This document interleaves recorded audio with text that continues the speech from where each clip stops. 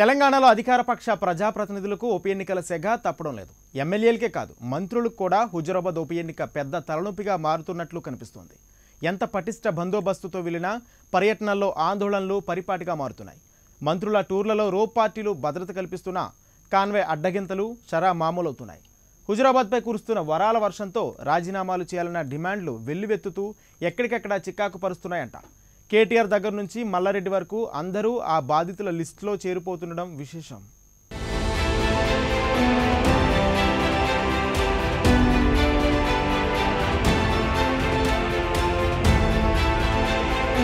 హుజురాబాద్ ఉప ఎన్నిక అధికార పార్టీ ఎమ్మెల్యేలు మంత్రులకు కష్టాలను తెచ్చిపెట్టినట్లే కనిపిస్తోంది. ఎక్కడికి పోయినా నిరసన సెగ తగులుతూనే ఉన్నాయంట. చాలా మంది అధికార పక్ష నేతలకి ఖాళీ పోస్టులు భర్తీ చేయాలని, నిరుద్యోగ భృతి ఇవ్వాలని ఆందోళనకు దిగుతుండటంతో సొంత నియోజకవర్గాల్లో కూడా తిరగలేని పరిస్థితి నెలకొందట. అదేమంటే రాజీనామాలు చేయండి, ఉప ఎన్నిక వస్తే సీఎం వరాల జల్లు కురిపిస్తారని డిమాండ్ చేస్తున్నారంట జనం.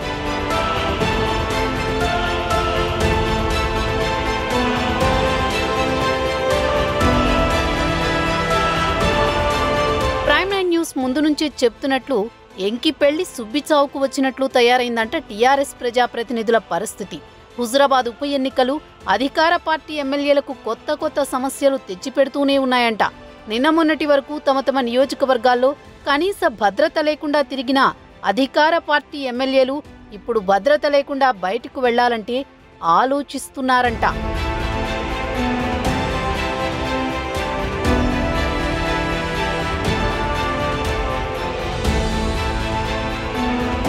ఉప ఎన్నిక నేపథ్యంలో హుజురాబాద్ వాసులకు సర్కార్ అడగకుండానే వరాల జల్లులు కురిపిస్తున్న విషయం తెలిసిందే. ఉప ఎన్నికలను దృష్టిలో పెట్టుకుని టీఆర్ఎస్ సర్కార్ దళిత కుటుంబాలకు 10 లక్షలు నేరుగా అందజేసే పథకాన్ని అమల్లోకి తెచ్చింది. అలాగే హుజురాబాద్లో పెండింగ్లో ఉన్న అన్ని సమస్యలను చకచకా పరిష్కరిస్తోంది. అన్ని సంక్షేమ పథకాలు 100% అమలు చేస్తున్నారు. స్థానిక ప్రజలు అడిగిందే తడవుగా ప్రభుత్వ పెద్దలు వరాల జల్లులు కురిపిస్తున్నారు. ఈటెల ఓటమి ధ్యేయంగా అన్ని వర్గాల ప్రజలను సంతోషపరిచే ప్రయత్నాలు మొదలుపెట్టారు.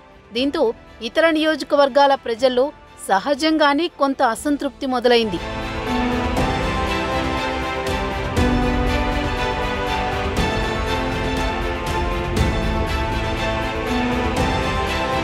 ఉప ఎన్నికలు వస్తేనే అభివృద్ధి చేస్తారా అనే చర్చ మొదలైంది.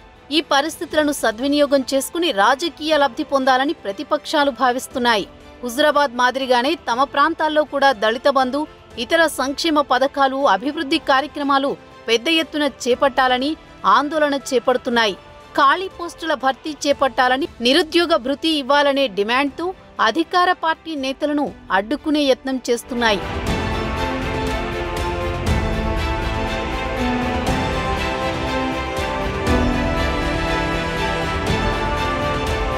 నియోజకవర్గ అభివృద్ధి జరగాలంటే ఎమ్మెల్యేలు రాజీనామాలు చేయాలంటూ కొత్త నినాదాలు మొదలుపెట్టాయి ప్రతిపక్షాలు.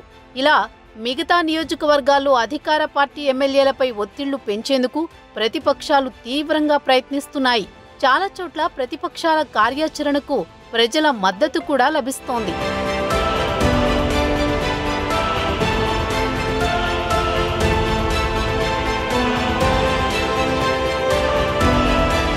మీరు రాజీనామా చేస్తేనైనా మాకు సంక్షేమ పథకాలు అందుతాయి, వెంటనే రాజీనామా చేయండి, మళ్లీ మిమ్మల్నే గెలిపిస్తామంటూ ఆయా నియోజకవర్గాల్లో ప్రజలు స్థానిక ఎమ్మెల్యేలపై ఒత్తిళ్లు పెంచుతున్నారు. అలాగే కొన్నేళ్లుగా పెండింగ్లో ఉన్న సమస్యలను పరిష్కరించలేదనే కారణంగా కొన్ని ప్రాంతాల్లో ఎమ్మెల్యేలను రాజీనామా చేయాలంటూ ఆందోళన చేస్తున్నారు. అధికారిక పర్యటనల్లో అధికార పార్టీకి చెందిన ఎమ్మెల్యేలను అడ్డుకుంటున్నారు. ఈ ఆందోళనల కార్యక్రమాల ద్వారా రాజకీయ లబ్ధి పొందేందుకు కాంగ్రెస్, బీజేపీలు పోటీ పడుతున్నాయి. ఏదో ఒక సమస్యను కారణంగా చూపించి మంత్రులు, ఎమ్మెల్యేలను అడ్డుకుంటున్నారు.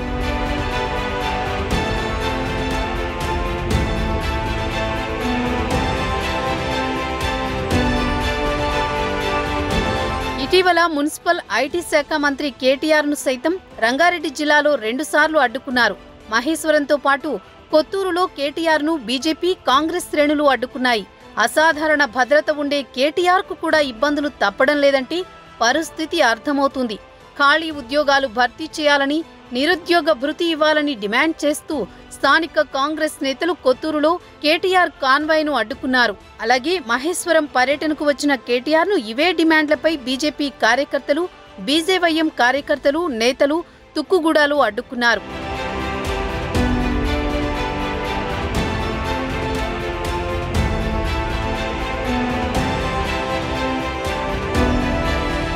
ఈ క్రమంలో మేడ్చల్ జిల్లాలో మంత్రి మల్లారెడ్డికి కొత్త తలనొప్పులు మొదలయ్యాయి. ఇచ్చిన హామీలు నెరవేర్చలేదని వెంటనే మంత్రి రాజీనామా చేయాలని డిమాండ్ చేస్తూ కొత్తగా ఆందోళనలు మొదలయ్యాయి. మేడ్చల్లో డిగ్రీ కాలేజీ ఏర్పాటు చేయాలని, లేదంటే రాజీనామా చేయాలని ప్రతిపక్షాలు ఆందోళన కార్యక్రమం నిర్వహిస్తున్నాయి. అలాగే రాపోలు రాములు ఆధ్వర్యంలో బోడుప్పల్లో కూడా ఇటీవల మంత్రి మల్లారెడ్డికి వ్యతిరేకంగా ఆందోళన కార్యక్రమం నిర్వహించారు.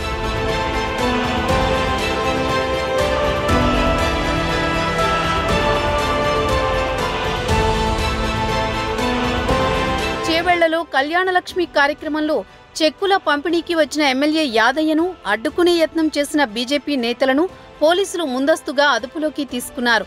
ఇలా ఏదో ఒక చోట అధికార పార్టీ ఎమ్మెల్యేలు, మంత్రులను అడ్డుకునే యత్నాలు జరుగుతూనే ఉన్నాయి.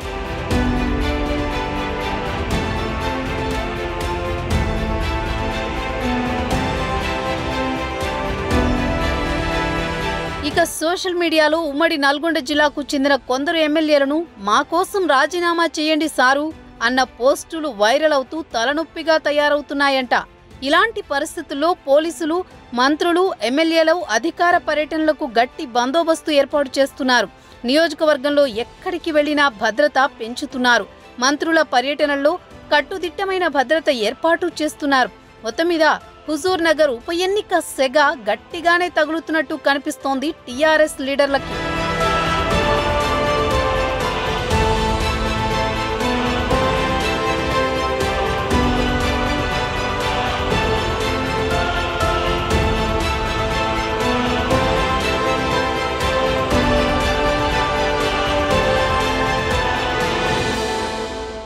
ఒంగోలు వైసీపీ ఎంపీ మాగుంట శ్రీనివాసరెడ్డిపై నెల్లూరు జిల్లా సర్వేపల్లి నియోజకవర్గంలోని పోలీస్ స్టేషన్లో క్రిమినల్ కేసు నమోదైంది. ఇరిగేషన్ అధికారులు ఫిర్యాదుతో నమోదైన కేసులో ఎంపీని A2 నిందితుడిగా పేర్కొన్న విషయం ఆలస్యంగా వెలుగులోకి చూసింది. సర్వేపల్లి రిజర్వాయర్లో అనుమతులు లేకుండా మట్టి తవ్వకాలు జరపాలన్న అభియోగాలతో మాగుంటపై కేసు నమోదు చేశారు. అధికార పార్టీ ఎంపీపై కేసు నమోదు కావడంతో ఈ వ్యవహారం రాష్ట్ర వ్యాప్తంగా రాజకీయ ప్రకంపనలు రేపుతుంది. ఆ క్రమంలో సర్వేపల్లి నియోజకవర్గ పరిధిలో స్థానిక ఎమ్మెల్యే కాకాని గోవర్ధన్ రెడ్డికి తెలియకుండా ఎంపీపై కేసు నమోదవుతుందా అన్న అనుమానాలు వ్యక్తమవుతున్నాయి. అసలు ఇంతకీ ఈ ఎపిసోడ్లో ఎవరి పాత్ర ఎంత?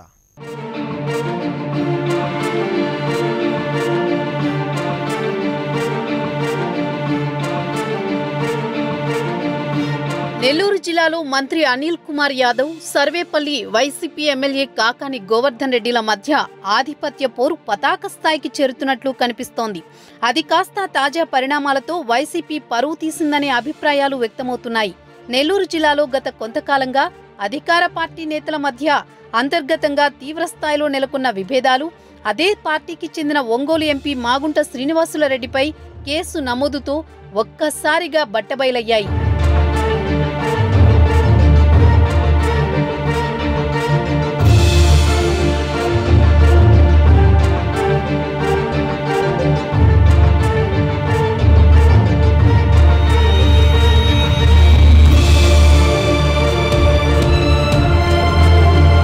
నెల్లూరు జిల్లాలో వైసీపీ చాలా బలంగా ఉంది. జిల్లాలో అన్ని స్థానాలను క్లీన్ స్వీప్ చేసిన వైసీపీ ప్రతిపక్షాల పాత్రను నామమాత్రంగా చేయగలిగింది.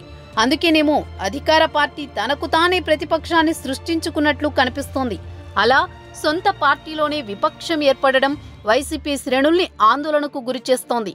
తాజాగా సర్వేపల్లి రిజర్వాయర్లో అనుమతులకు మించి తవ్వకాలు జరిపారనే కారణాలతో ఒంగోలు ఎంపీ మాగుంట శ్రీనివాసులు రెడ్డితో పాటు మరో ఇద్దరిపై కేసులు నమోదయ్యాయి. ఎమ్మెల్యే కాకాని సొంత నియోజకవర్గంలోని వెంకటాచలం పోలీస్ స్టేషన్లో క్రిమినల్ కేసు నమోదు కావడం రాష్ట్ర వ్యాప్తంగా సంచలనం సృష్టిస్తోంది.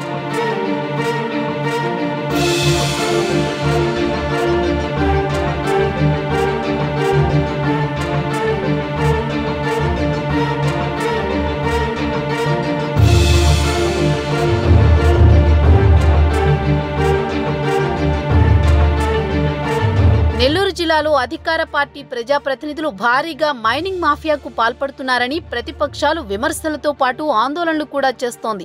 ఇలాంటి తరుణంలో ఎంపీపై క్రిమినల్ కేసు నమోదు కావడం ప్రతిపక్షాల ఆరోపణలకు బలం చేకూరుస్తోంది. అనుమతులకు మించి తవ్వకాలు జరిపారని, నిబంధనల ప్రకారం అనుమతులు పొందిన ముగ్గురిపై irrigation DE JE Venkatachalam police స్టేషన్లో ఫిర్యాదు చేశారు.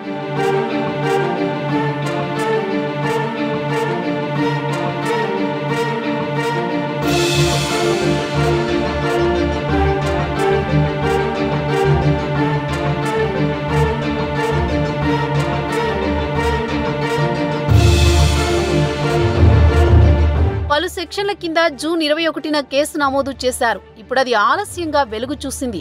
అధికారిక పార్టీ ఎంపీపై కేసు నమోదు కావడం చర్చకు దారితీసింది.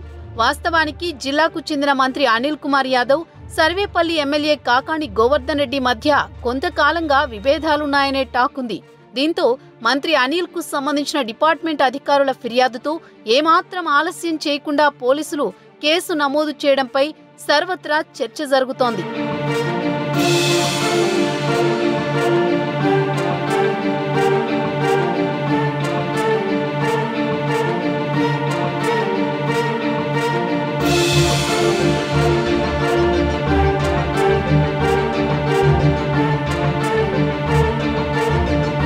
అదలా ఉంటే జూన్ 21న కేసు నమోదు చేసిన పోలీసులు ఆ తర్వాత ఈ కేసును పక్కన పెట్టేశారు.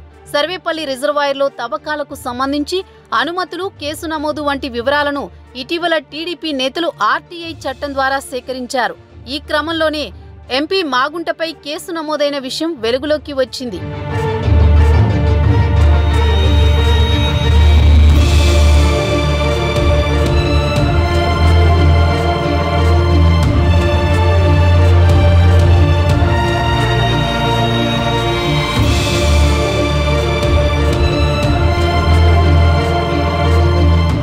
వైసీపీ ఎంపీ మాగుంట శ్రీనివాసులరెడ్డికి తెలియకుండా ఆయన పేరుతో గ్రావెల్ తవ్వకాలకు వైసీపీ నేతలు ఫోర్జరీ సంతకాలతో దరఖాస్తు చేసుకున్నారని, ఫలితంగానే మాగుంటపై కేసు నమోదైందని నెల్లూరు జిల్లా టీడీపీ నేత సోమిరెడ్డి చంద్రమోహన్ రెడ్డి ఆరోపిస్తున్నారు. ఈ వ్యవహారం వెనుక సర్వేపల్లి ఎమ్మెల్యే కాకాణి గోవర్ధన్ రెడ్డి హస్తం ఉందని అంటున్నారు.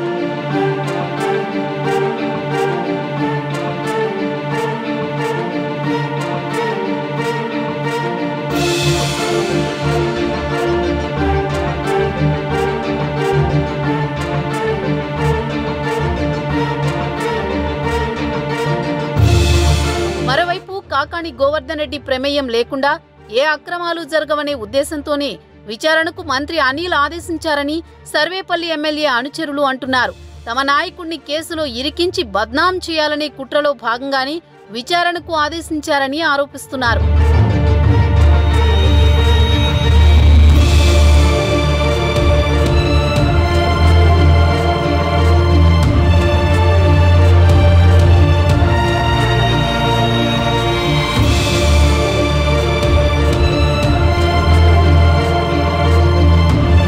అయితే తన నియోజకవర్గ పరిధిలోకి కాకాణికి తెలియకుండా ఒక ఎంపీపై కేసు నమోదు చేసే ధైర్యం పోలీసు అధికారులకు ఉంటుందా అని మంత్రి అనిల్ అనుచరులు ప్రశ్నలు సంధిస్తున్నారు. అక్రమ తవ్వకాలకు ఎమ్మెల్యే పాల్పడుతూ ఇతరులపై నెట్టివేస్తున్నారనేది అనిల్ అనుచరులు ఎదురు ఆరోపణలు చేస్తున్నారు.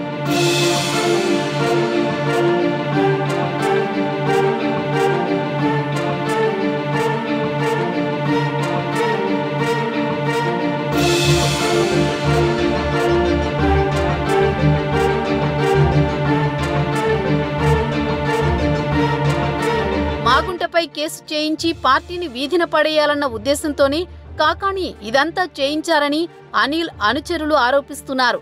ఏది ఏమైనా మంత్రి అనిల్ కాకాణి మధ్య ఆధిపత్య పోరులో చివరికి అధికార పార్టీ పరువు పోతోందని వైసీపీ శ్రేణులు తెగ ఈదైపోతున్నారు.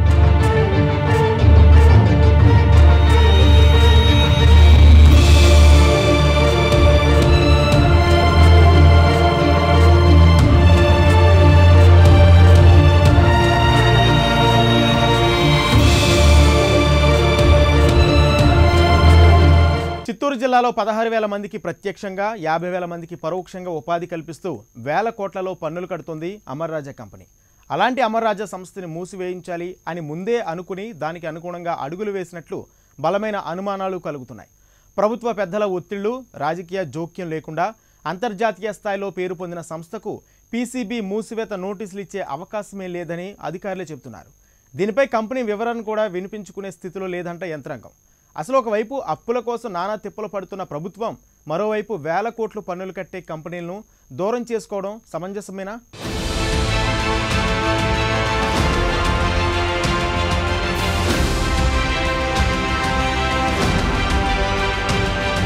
అంతర్జాతీయ ఘనత సాధించిన అమర్ రాజా బ్యాటరీస్ సంస్థ భవిష్యత్తును ఆంధ్రప్రదేశ్ యంత్రాంగం తమ స్టైల్లో ముగించేయాలని చూస్తున్నారు. తమకు ఇచ్చిన నోటీసుపై అమర్ రాజా ప్రతినిధులు పీసీబీ అధికారులను కలిసి వివరణ ఇచ్చారు. దానిపై అధికారులు రియాక్షన్ విచిత్రంగా కనిపిస్తోంది. మీరు చెప్పారు, మేం విన్నాం, ఇక మీరు వెళ్లిపోవచ్చు అంటూ 3 ముక్కల్లో తేల్చేసి ఆ తర్వాత వెంటనే ప్లాంటు మూసివేత ఉత్తర్వులు జారీ చేశారు. విద్యుత్ సరఫరా నిలిపివేశారు.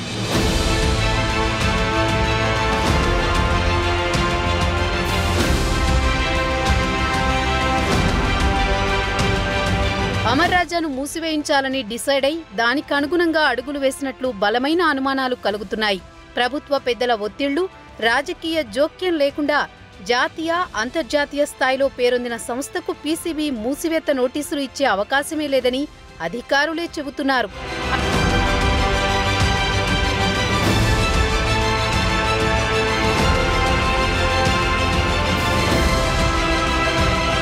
అసలు విషయం ఏమిటంటే, అమర్ రాజా ఫ్యాక్టరీకి అవసరమైన అన్ని రకాల చట్టపరమైన అనుమతులను గత ఆర్థిక సంవత్సరమే రెన్యువల్ చేశారు. కాలుష్య నియంత్రణ, పర్యావరణ పరిరక్షణ, ఇంకా అనేక అంశాల్లో ఫిట్ అని నిర్ధారించారు. అయితే ఇప్పుడేమో ఆ పరిశ్రమ 20 ఏళ్లుగా కాలుష్యం వెదజల్లుతోందంటూ అటవీ పర్యావరణ శాఖ కార్యదర్శి ప్రకటించడం గమనార్హం. వాస్తవానికి రెన్యువల్కు ముందే ఫ్యాక్టరీలోని అన్ని విభాగాలను అధికారులు తనిఖీలు చేస్తారు. ఉద్యోగులు, పని పరిస్థితులు, కాలుష్యం, పర్యావరణం, సంక్షేమం వంటివన్నీ పరిశీలించి తర్వాతే అనుమతులను పునరుద్ధరిస్తారు.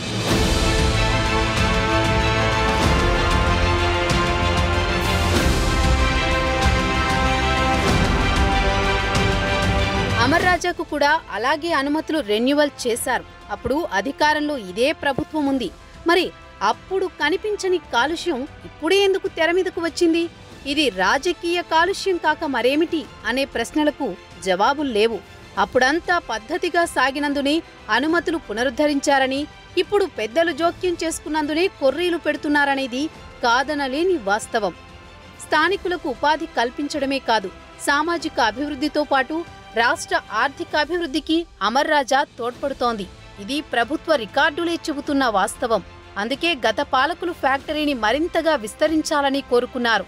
అందుకు తగిన అవకాశాలు కల్పించారు.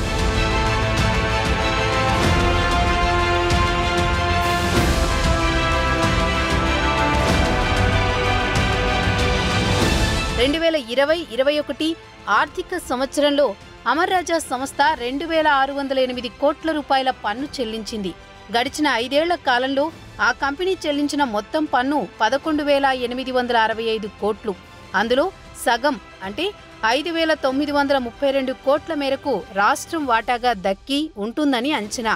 ఇక సంస్థ ఉద్యోగులు తమ వేతనాలపై చెల్లిస్తున్న ఆదాయపు పన్ను 250 కోట్లపైనే ప్రభుత్వానికి చేరుతోంది. యూనిట్లు, ప్లాంట్లు ఎక్కడెక్కడ ఉన్నప్పటికీ కంపెనీ కార్పొరేట్ రిజిస్టర్ ఆఫీస్ ఎక్కడ ఉందనేది ముఖ్యం. రిజిస్టర్ ఆఫీస్ ఎక్కడుందో ఆ సంస్థ చెల్లించే పన్నుల్లో వాటా ఆ రాష్ట్రానికే దక్కుతుంది.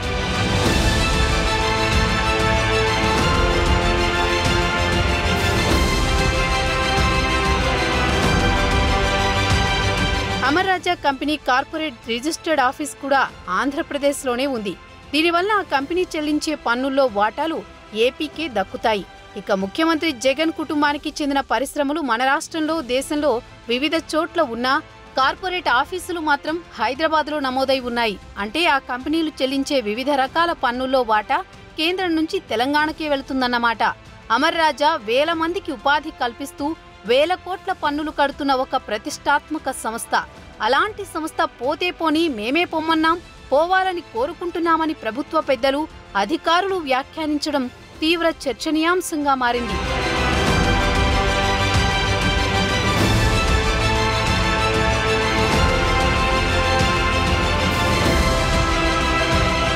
ప్రతిష్టాత్మక కంపెనీలను తరిమేస్తే నష్టం జరిగేదెవరికి?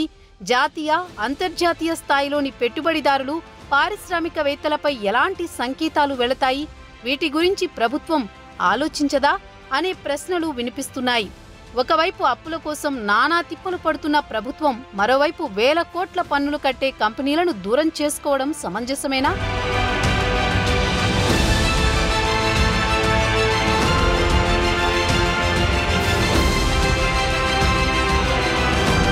మా రాష్ట్రంలో పరిశ్రమలు పెడితే భూములు, ఇతర ప్రోత్సాహకాలు ఇస్తామని ఇతర రాష్ట్రాల నేతలు కంపెనీల చుట్టూ తిరుగుతున్నారు. మన రాష్ట్రంలో మాత్రం ప్రతిష్టాత్మక సంస్థలను తరిమేస్తున్నారు అని పారిశ్రామిక వర్గాలు వ్యాఖ్యానిస్తున్నాయి. అంటే ఏపీ ఎంత దురదృష్టకర పరిస్థితిలో ఉందో అర్థమవుతోంది. అయితే నవ్విపోదురుగాక మాకేటి సిగ్గు అన్నట్లు వైసీపీ నేతలు మాత్రం తమ స్టైల్లో స్టేట్మెంట్లు ఇస్తూనే వస్తున్నారు.